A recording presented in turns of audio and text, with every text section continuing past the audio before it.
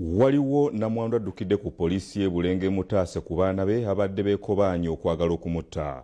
Agamba yabatebuse bw'atyo n'akolagana n'omugagga gwe babadde baleese bamutundire mu nnyumba n'amuguza ekitundu omuli ennyumba ye oluvannyuma lw'abaana bano okutunda ekitundu ku kibanja kye omulundi ogwasooka nga badde baleese omulala nga badde bamuleese n'akaasigalawo nako bakatunde.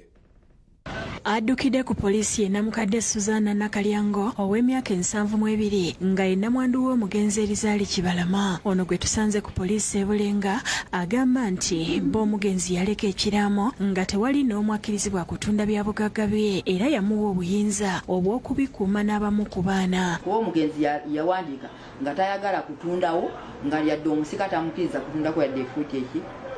Agamba abaana be yasanga mu maka bamutegeeza nga bwe batagenda kutambulira ku biri mu kiraamo bwe batyo ne bafuna empapula eziraga nti be bavunaanyizibwa ku bintu by'omugenzi era yalabira awo nga ziwetiye zize ekiro zisenda nga n'ebijja byabba tezaabitaliza. Nga sitegedde ebitooke mu ebiri n'emmere yange yonna enkulu olusuku walinga olulaba nga mulimu n'ebbogoya agenda okussa byonna sirina kye nakola kyenajjamu nga bw'omanyi olusuku lw'omukadde mulimu doodo wange mulimu ki byonna. Ekyamaze gome mu kibya be baana okuleeta omugagga John Kalemba ne bamugamba awennyabo obukadde 10 adde ewaabwe Gomba nti kubanga eyamuwasa yafa. Bwe bandeeta okuva Gomba balyoke bagambe mbu nzire Gomba bamanye engeri gye najja waabwe. Mukama abasaasire nti sirina kibi kyembaagaliza. Agamba nti yabasaba ebitundu 2 ku buli 10 ku by'obugagga bya bba ng'amateeka bwe galagira ne bakigaana bw'atyo kwe kwogera n'omugagga n'akkiriza okumugulira amaka n'amwongera n'obukadde 3 n'abaviira nga kati abaana bamuwenjanga mpiso kwe kusala waddukire ku poliisi. Kubanga bamukolera endagaano etundaawo Mukasa n'agisayininga Robina n'agisayininga ne bagimuwa. Kaakati bwe bamala okugimuwa ono omwami Kalemba n'agamba nedda tebayinza kunyigiriza mukadde we batyo.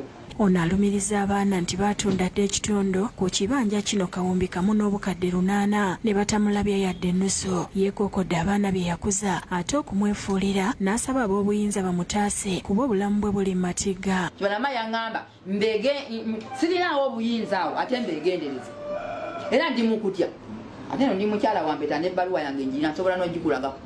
Kubanze nabuuzaako mukulu wange omu administrator ku bya ssente nga administrator omu mulwadde ezaaba weewa omugagga bwe namubuuza n'aŋŋamba tolina kwogera ku bya ssente.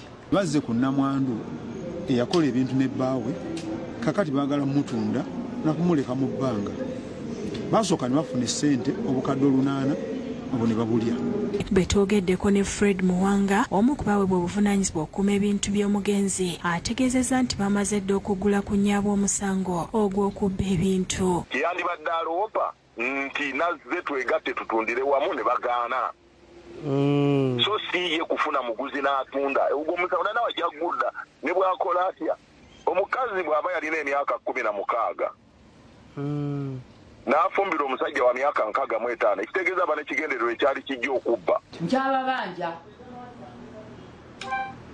kubanga nina okufunawo percentage yange ng'amateeka gakola. Ekiraamo ekyo kyali kiwa nnyo nnamwandu enkizo ku baana bonna kuba bwe babadde mu kifo ekyo naye bwe baatuuka okutandika okugaba baagaba nga bagenda bagaba bo nga bwe bo batunda butunzi. Abdu Muwonge yakusakidde eggulire lino.